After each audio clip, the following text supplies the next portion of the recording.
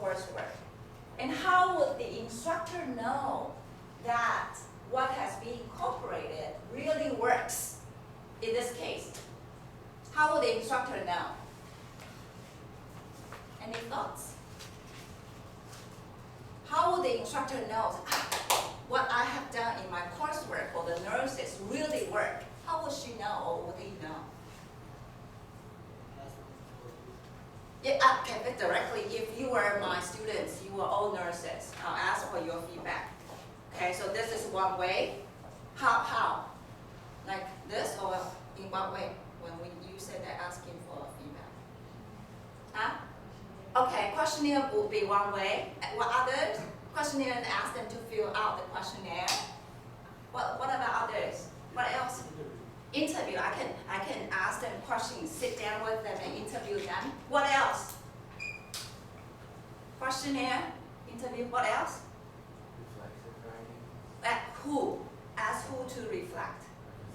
Okay, the participants are the nurses, are also the course takers, right? Because they come to my class, I ask them to reflect in the past week when you had the chance to learn all about this, when you were in the hospital. Okay, so please reflect and then share with me, okay, in what ways does the coursework or the material really help you, okay, in terms of the interactive with your patients. Reflective, very good. What else? I was expecting one method. Huh? Yes. Okay, very good. Where and how?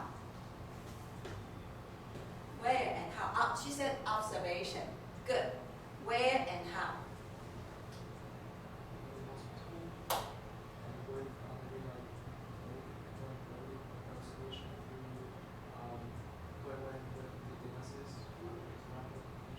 Yes. Right. Usually, I think if the researcher can work with the nurses, that means there's a certain kind of collaboration between the hospital and the university. Okay. So the instructor could ask the permission from both the doctor, the patient, okay, and also the nurses. The nurses usually, in this case, is your student. So do you have this kind of experience that when you go to the hospital, particularly 教学医院, like instructional, for example, NTU, they are also educating doctors of next generation. Okay, they will ask your permission and asking, saying that would that be okay for you to participate in this study, and ask you to sign a consent form.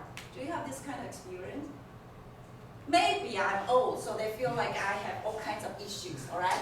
So they came to me and then saying that, would that be okay that we get your permission to sit and observe you when the doctor asks you questions? And usually, because I'm also a researcher, I always say yes. Because I think it's just a way for them to really get to learn and to practice. Okay, yes, so the best way would be getting the permission from the doctor and definitely the patient. Okay. Usually, if you tell the patient, oh, this is a university for educating nurses and doctors for next generation, they tend to say yes. Okay. So then you can observe and see how well your students really make good use of the English materials or strategies you taught them in the class in the very authentic context, right? Because that's the real purpose and real task. So you can really observe how well, to what extent that the instruction in your classroom can be transferred in this authentic scenario. Understand? So observation, it's not like people might think about observation is very passive. Passive. Not at all. Really, not at all. Observation could be very proactive because you get to see how well that your instruction, your intervention. Okay, when we say intervention means perhaps you did not incorporate this part of instruction in your coursework. You have never thought about how to educate your students, future nurses, to interact with their future patients who are foreigners. And they have to use English. Okay? So because of this need, you know that you have to teach them to interact. It's not only about being able to speak English. No, it's about facing the real patient, okay, and talking to the real sick patients who are not feeling comfortable, who have been in a foreign country, okay, and who might have very limited English. English is the only way that you can get to know their problem and issues. So how are you going to deal with a situation like this, right? Okay. So in other words, if you are the instructor, and then you would like to conduct this kind of action research, what would you do to prepare the material? On the other hand, how would you prepare the material for your students? Methods? Tell me about the methods. You know there's a problem for your students to interact with their patients, all right, with their foreign patients. And then you want to prepare them materials, right? So how can you prepare the materials? For design, you need to observe the scenario of the context, and you then get to know what they need. Rebecca, excellent, excellent. Maybe prepare some extra material in case your patient, for example, is deaf or can't speak and need to. Oh, okay. Okay, good, good. That's also another consideration too. Yes. So I think, see, once again, observation plays a key role. Okay. You need to go and observe how other nurses, professionals interact with foreign patients. Okay. You might, what else? What else? Observation quite important. What else can you think about?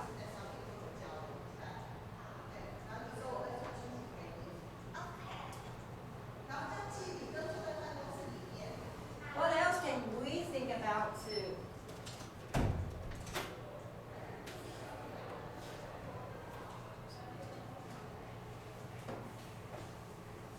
You could what?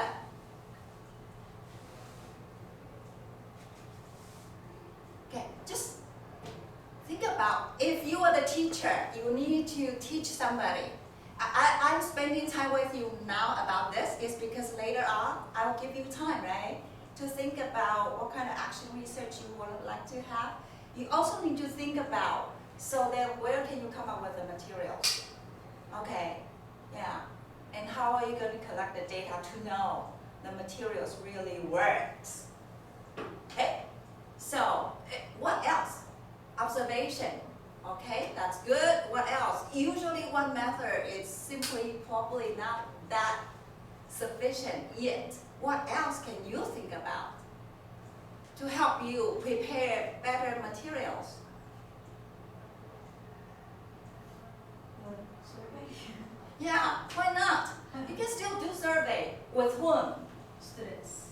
Or, Oh, with students. yeah. Okay. Because we need to know what kind of lesson they want to know, they want to learn. Or what kind of difficulties they have when they interact with their foreign patients. Very good. How come you? Okay. What about doctors? What about doctors or other professional nurses at work? Because they are professional, they know. You talk to them, right? And know. If I were the instructor, I would say usually when you have a foreign patient come and see the doctor, what do you do? What are the procedures? So what kind of, like what procedure one, for example, or you say, usually we have to calm them down and ask their family profile, what kind of diseases they have in the family. You have to know the procedures so then you know how to get your students prepared, right? And in order to get them prepared, then you have to know what kind of materials You have to prepare for them if they want to get ready. Okay. You even want to talk to the doctors, because the doctors will let you know, say, the nurses usually don't know this, don't know this. Actually, I need them to do A and B. But because they have very limited English, so they don't know what to do. Okay? They might complain or say that usually I have to help out with this. So you get to know all different kinds of needs, from the professional nurses who had experience, from the doctors who have been observing the nurses and the patients, okay, from the survey with those who are going to work or who have difficulties working. So there are multiple ways. So action research is not like, okay, I'm gonna go into action. How? If you have no idea how are you going to conduct actions, okay, definitely need to know, so what's the problem? Okay, how are you going to cope with the problem? In order to cope the problem, how are you going to collect all the necessary information? Right? Okay.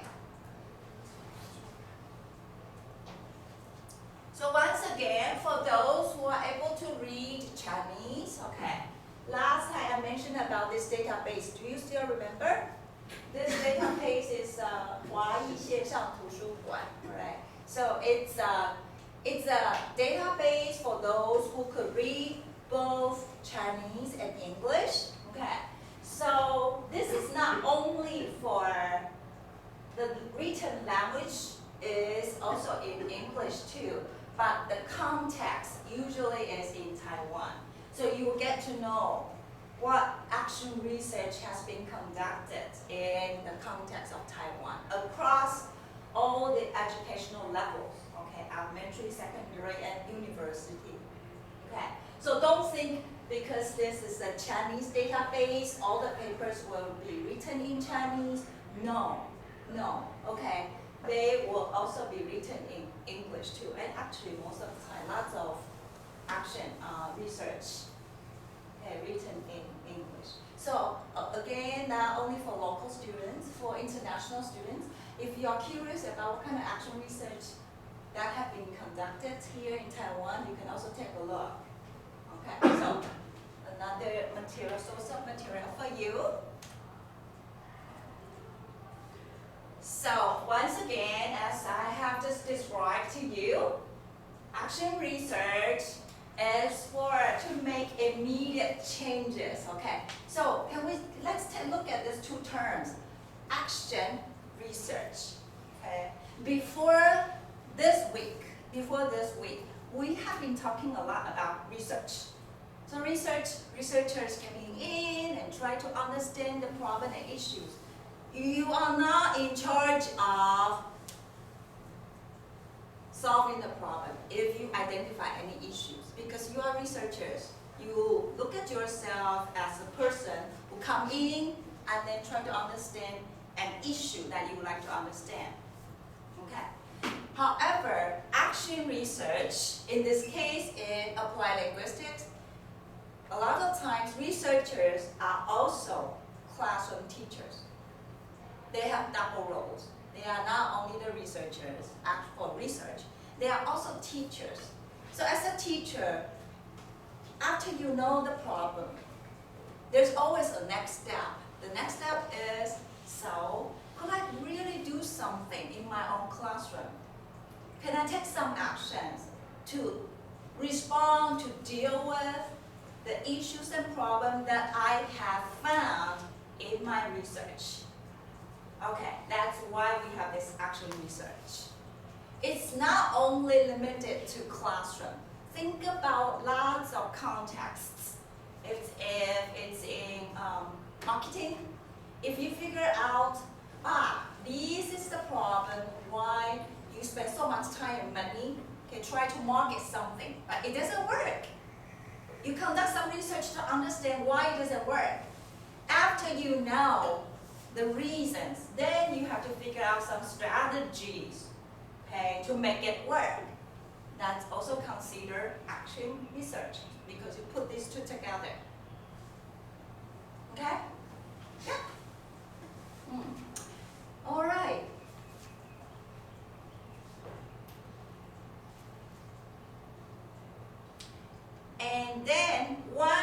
figure out this is something you want to do, okay, they are usually these cycle. Okay, the cycle usually starts.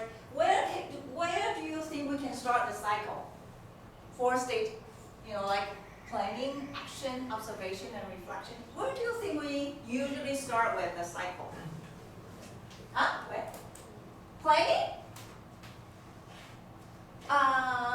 For some, if you have clear idea, you might start with planning, right? But for some people, where can we start with the action? Huh? Observation, yes. So observation could also be a starting point because you observe something and then, perhaps I might be able to do something. So for some researcher, the whole action research cycle start with observation. Where else? If you don't plan, how can we observe? I think we are observing all the time, even I don't have the plan. We are observing all the time. Okay? So that means the whole cycle can start at any stages or at any point. Sometimes we observe an issue again. Then I know I got to plan something to respond. Sometimes it is after I have experienced something, okay? Then I reflect upon that experience. Then I start to think, perhaps I need to take some action. So your cycle starts after you have that piece of reflection. Okay.